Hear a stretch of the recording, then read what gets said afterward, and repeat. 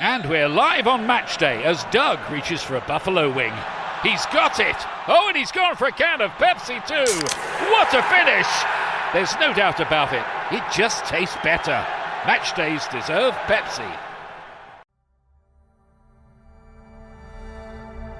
British Spy Stories Season 7 Rogue Assassin Episode 1. Gabby Lane turns her Aston Martin into Strasse in the northeast of Berlin and stops in front of an old, battered garage door. She selects one of the switches on the dashboard, and the metal starts to grind skyward in front of her. As she waits, she looks in the rear-view mirror, and the irises of her brown eyes adjust minutely to the shifting light. She runs her fingers through her dark hair, then pushes the pedal, and her Vanquish drops down the slope into the MI6 underground parking beneath her flat.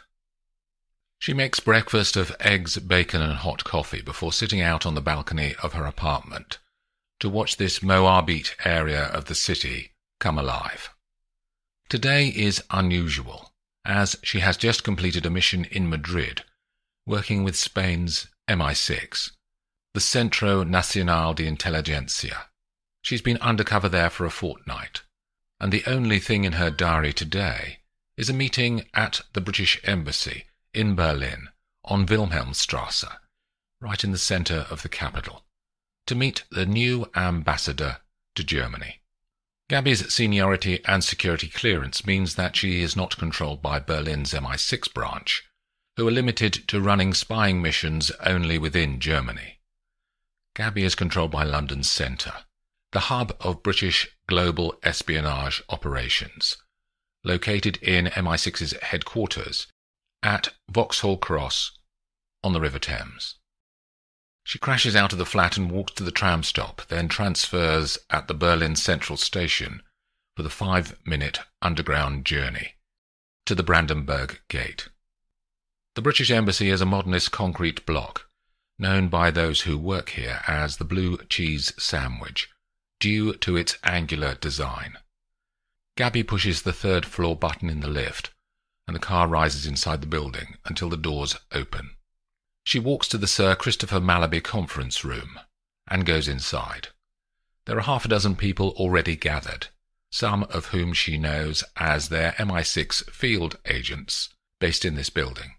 Gabby looks out across the central light well inside the building to the other offices opposite, as more people arrive and the new ambassador appears and introduces himself as Lawrence Aitken. Then he proceeds to talk about the importance of the work they do. As Gabby is wondering how long he'll be talking for, a single sound occurs. The explosive shattering of one of the glass windows on the right-hand side of the room that looks out to the light well. Immediately, Aitken stops talking. His eyes are still open, but now there are red marks on each side of his head. His body hits the floor before the blood has started to spill out of the bullet holes in his skull. For 1 second, the room remains silent. Then a wave of shouts, swearing, and noise rolls up in the air. As people gather around Aitken's now dead body, Gabby rushes to the windows.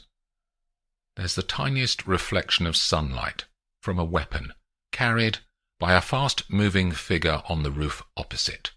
She turns and runs to the corridor, then along towards the security doors that join the embassy to this upper floor of the Hotel Adlon Kempinski. There's coded access that Gabby knows, and she hammers the numbers into the panel on one side of the bulletproof door before it clicks open, and she's inside the thick-carpeted luxury of this 5-star hotel. She turns left to go to the far side of the place, and nearer to where she saw the glint from the assassin's rifle. There's a housekeeper and her trolley up ahead, right across the corridor. Gabby runs, grasps the top of the trolley, and flicks her legs over to land on the far side and continue her chase. As she reaches the corner, she turns sharp right. For a split second, she sees the masked figure from the roof, slipping into the stairwell door on the left-hand side. When she reaches the door and hurries out to the steps, She can see her quarry 1 flight below her. Gabby takes the stairs 2 at a time, then jumps to the next landing down. She's gaining. Each second she gets nearer. The assassin takes an exit from the staircase and back into the hotel. This is the 1st floor, and they run towards the main doors of the street called Unter den Linden. There's a sweeping flight of stairs to the exit, and they're halfway down when Gabby catches up. She grabs for the attacker and manages to get a handful of clothing. It stops them in their descent. Gabby tries a head hold and gets her arms around their neck, but they twist out of it. Gabby punches now, aiming for their face. She hits hard and repeatedly, and the impacts take effect, but the assassin fights back and has a metal cudgel in their hand. Gabby feels the impact of the metal against her body, and she can feel the skin break on her temple and blood spurt from a cut. The attacker hits again, this time on her arms, so Gabby focuses on getting the metal weapon out of their hand. She lunges, and the centre of gravity of the 2 of them tips over and down the staircase. They both roll together at first, then separately as their bodies are pummeled on each step as they bump down. At the bottom, the assassin is up and running, the sniper rifle lashed across their back, and Gabby gives chase. They crash out into the pavement, and people nearby move out of their way, as Gabby again makes contact, this time tripping the attacker, who smashes down onto the ground. She gets a firm grip, but the assassin has a combat knife too in their arsenal, and pulls it out from a pocket in their jacket. The first swipe is wide, but the second touches Gabby's body and rips through her black jeans, cutting into Gabby's flesh. She reaches out and gets fingers onto the bottom of the balaclava and pulls upwards. The mask rides up, and Gabby can see the woman's face. The attacker scrambles up and runs around the corner. Gabby stands, but her leg is damaged now. When she reaches the corner, the assassin is swinging their leg over a black KTM 450 SXF dirt bike, parked near the Académie de Künste next door. The bike fires up. Gabby limps out into the road to get in their way, and there's a moment when it looks like it will work, as the rider has to swerve violently around her, and the bike slips on the road surface, but they manage to correct their steering. The machine skids, but then powers away and disappears through the Brandenburg Gate. 2 people come up and help Gabby, but she's dismissive and angry that she lost the attacker. She walks back around to the British Embassy and goes inside. An hour later, after getting attention from a medic on site, Gabby goes to the secure communications room next to the ambassador's suite of offices. Her leg is healing, and the administered painkillers at least allow her not to limp now. She sits down at a long desk with 3 large screens before her. Gabby logs into the MI6 operations system called Oberon and clicks through to the facial recognition application. "Female, early 30s, green eyes, brunette," she says, into the voice interface.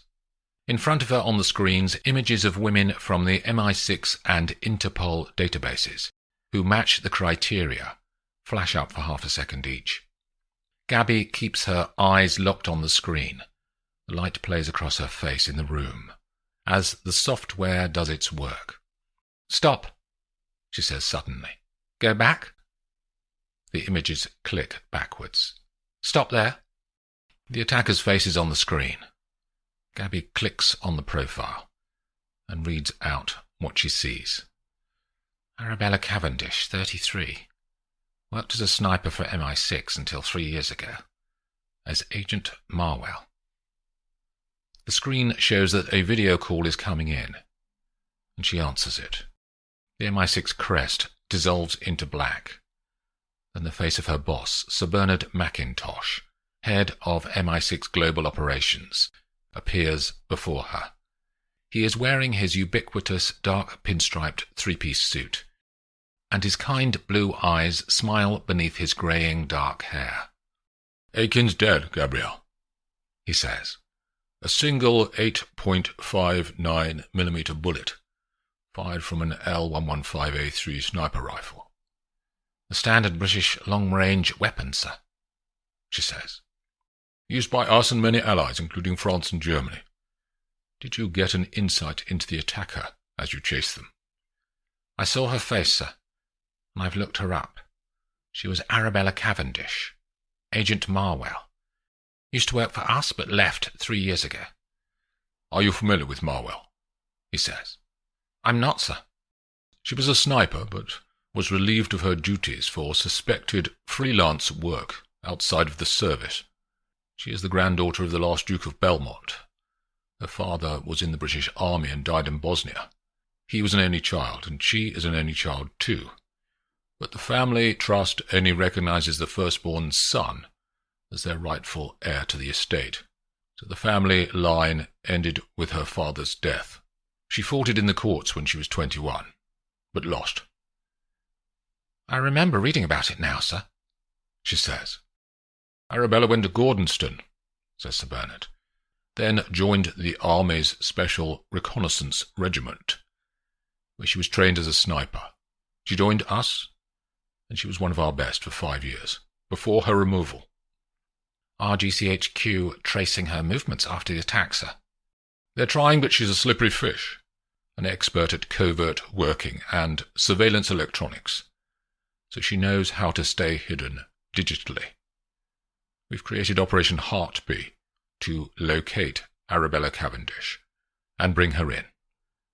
And you're leading it, Gabrielle." "I'll need Agent Coniston, sir.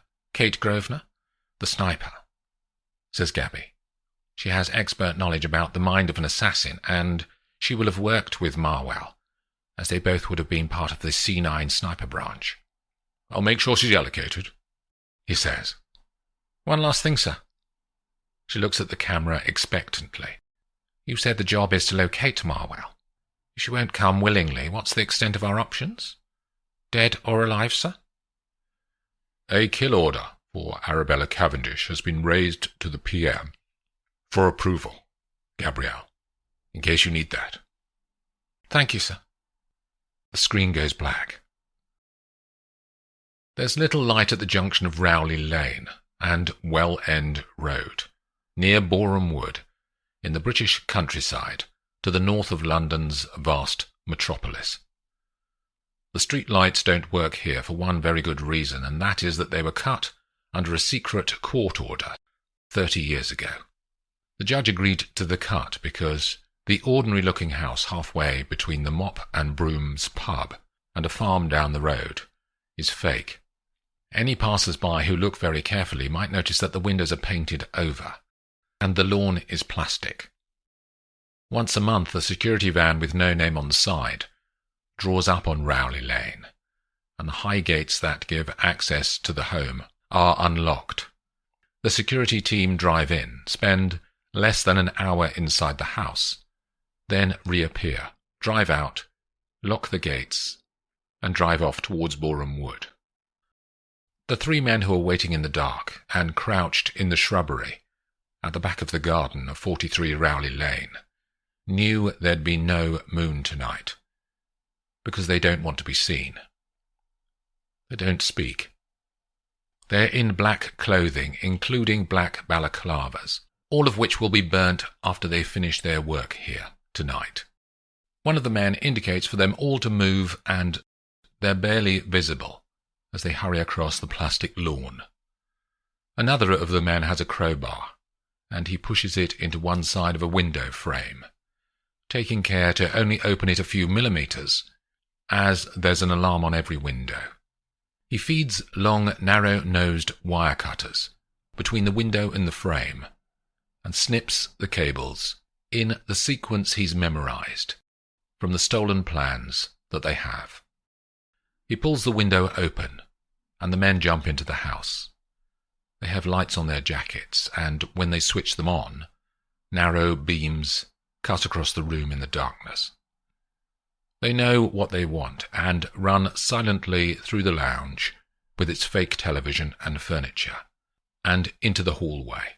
There's a locked door under the stairs, and they know the code to plug into the security panel. Inside, steep stairs drop down into a cellar, which is empty. There's a second door and another code. They know this one too, and walk through, then down a steel stairway, being careful to shut the door behind them. Once all three of them are at the base of the steps, the third man flicks a light switch on the wall, and illumination rattles along to reveal where they are. Rows and rows of shelving, filled with paper files, disappear off into the distance. They know that the room is 70 meters long, and every meter has racks of paperwork. Their research guides them to aisle 26, and they scoot along the sections until they reach 26F. They each have black backpacks on, and now they swing them off, before the first man starts to flick through the files on the bottom shelf. He finds what he's looking for, and picks out a bundle of manila folders. He opens the front cover of the top folder, and moves his light to shine on the papers. Sure enough, this is exactly what they want.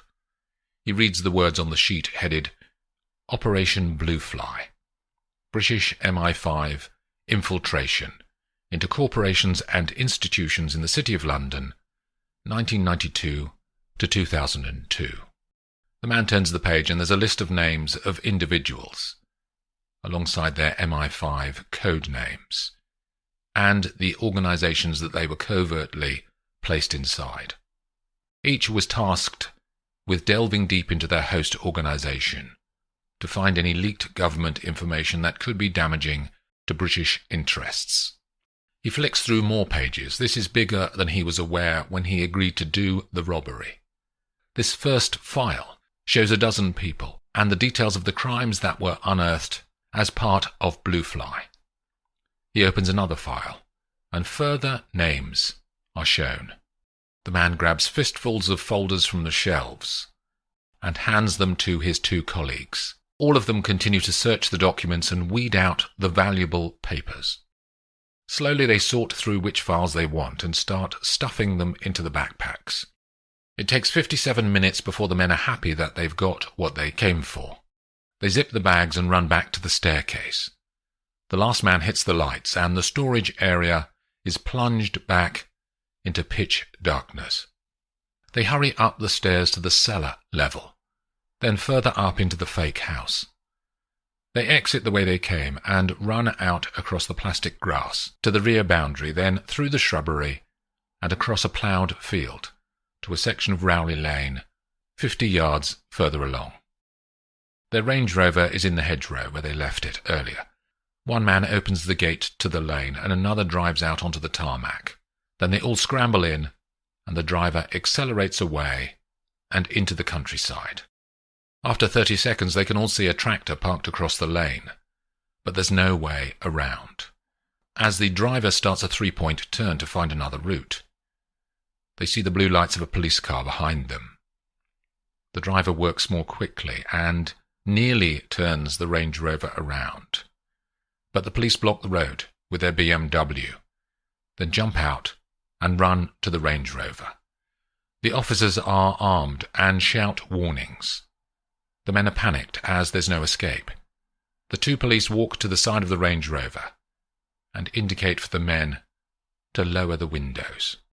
As the glass descends, the police officers fire only 3 bullets, one into the head of each man. One policeman pulls the doors open and gets hold of the backpacks, and the other drops an incendiary into the Range Rover. They run back to the police car, turn in the lane, and drive away. And behind them, the Range Rover explodes into gold and red in the night, and the flames lick up into the darkness near Boreham Wood.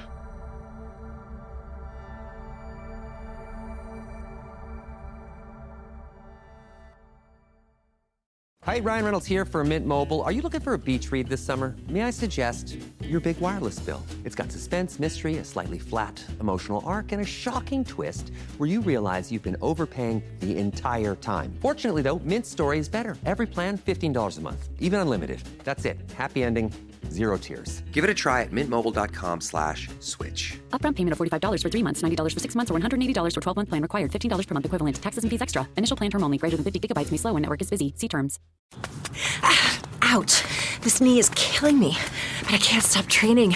The marathon is in 2 weeks. Let's get on ZocDoc and find a doctor to take a look at that for you. Okay. Here's a review. Dr. Craddock really takes his time. No, I don't have time. What about Dr. Charles? His patients say he can help find a quick fix, and he's in network. Great, now we're talking. Book it. Booked. 1 mile down, 19 to go. Bring it on.